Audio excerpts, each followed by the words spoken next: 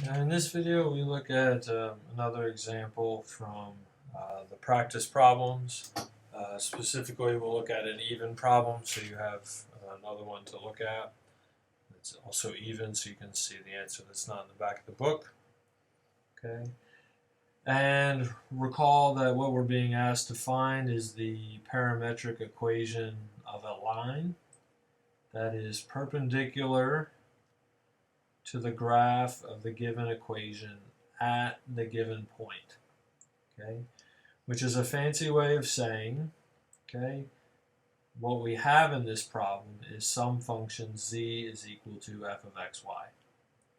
The function of two variables is x squared plus xy plus y squared, and then you've let z is equal to 3, okay?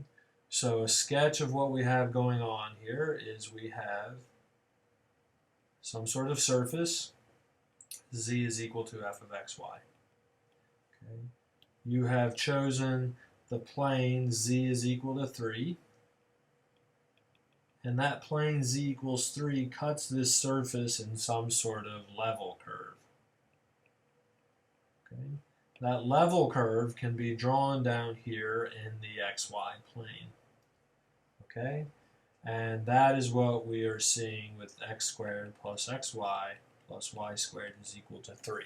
Something down here in the xy plane. So I'm going to focus on, this is an eyeball, I'm going to look at this plane and I'm just going to focus on the xy part of it, getting rid of the z. Okay, whatever that level curve looks like, the point 2, -1 is some point on that level curve. At least that's what we're going to presume. We should probably check that P is on the level curve. Okay, so when x is 2 and y is equal to -1, do we in fact get equal to 3? 4 minus 2 plus 1 is 5 minus 2 is equal to 3. So this point P that you've been given is on the level curve. Okay.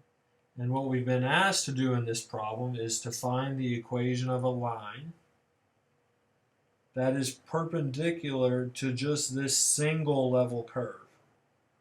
Okay, so we're being asked to find the equation of this line. Okay, and this lines are always of the form point P plus direction vector times t. Okay, and because we know the main result of this section, the key result, I'll write it again, the key result is that the gradient at a point P is perpendicular to the level curve through the point P. So here's the level curve through P, and the gradient is a vector that's perpendicular to that level curve. Okay. Which is basically telling us that if we want to find the equation of the line that goes through that point P, then your direction vector just needs to be the gradient of the function evaluated at P multiplied by T. So the point P is 2, -1. The gradient is f sub x, f sub y, multiplied by t, and don't forget to evaluate that x is equal to 2 and y is equal to -1. Okay, the gradient, pretty straightforward, should be 2x plus y.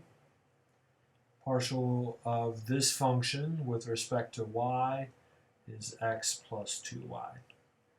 So therefore the gradient at the point P in question is 4 minus 1, 2 minus 2, which gives you 3,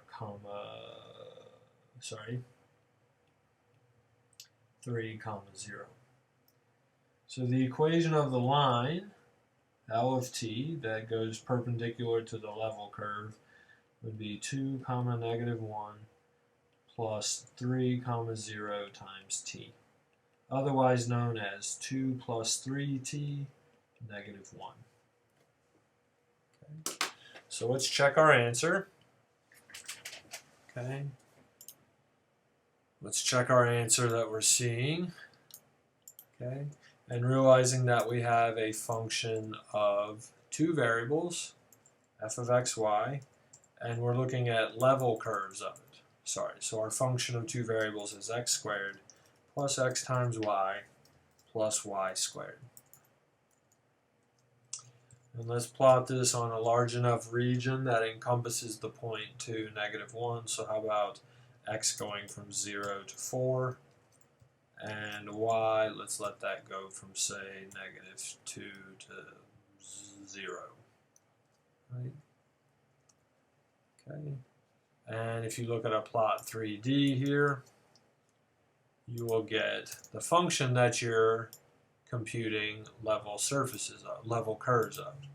If you were to pick your favorite constant, right, let's say z would be equal to 10, then you would have, oh sorry, these need to be squiggle braces. You have the plane cutting the surface, right, and so you would get this curve in the xy plane. Okay. If you compute those level curves enough and look at what you can build up what's called a contour plot, and just copy and paste this function. I'm going to look at a contour plot, look at all the level curves of that surface.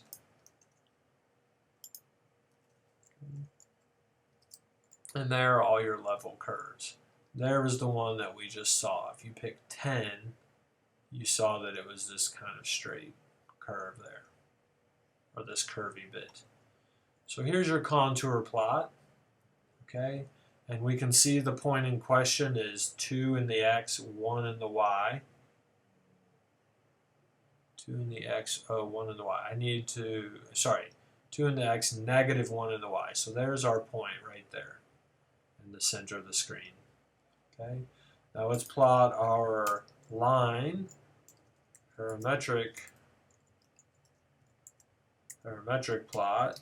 And let's put our line 2 plus 3 times t, and then put negative 1 for the y. And then let's plot this from, say, negative 2 seconds to 2 seconds. And let's make the plot style, let's make it red so we can see it. Okay. I'll give these two plots names so I can put them together onto a single plot. Semicolon will hide the plot. P2 is our plot of our line. And let's show P1 and P2 together. Okay. So, at this point, 2, negative 1. Okay. Did this red line cross that contour perpendicularly? Okay. So notice that we're seeing the 4 level curve, but I'm not seeing the 3 level curve. So I'm wondering if we can plot more contours here. Bump up the number of contours to 10. There's the 4.2 and the 2.8. Maybe let's plot 20 of them. Okay. 3.8, 3.04. So that's pretty close. 3.04 is close to 3. And when this line crosses that contour, it does look perpendicular. Okay, there's a little right angle made.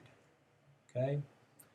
But we can see that we haven't solved the steepest descent equations. This line is not crossing these contours perpendicularly, all the contours. It only is perpendicular at this one point on the z equal 3 contour. But there is your answer nonetheless. Okay. In the next video, we'll look at this example again and see what can be said about the steepest descent curves. But this would constitute a complete solution to this question as it's being asked.